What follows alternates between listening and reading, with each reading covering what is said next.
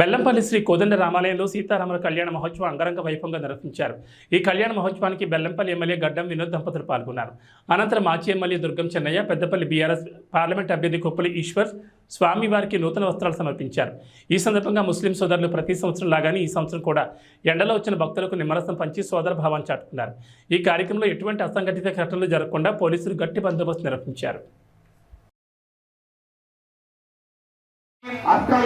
अर्घ्यं समर्पयामि मुखे शुद्धाचमनीयं समर्पयामि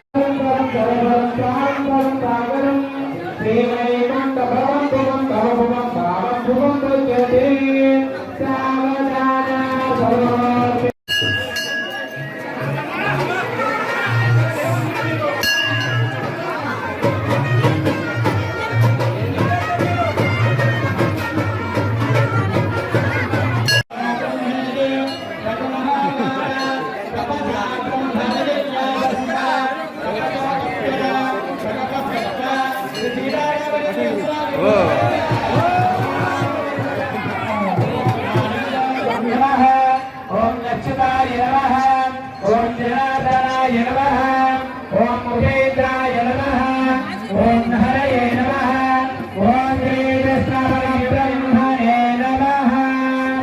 उत्कृष्टं भगवन्तपितामहः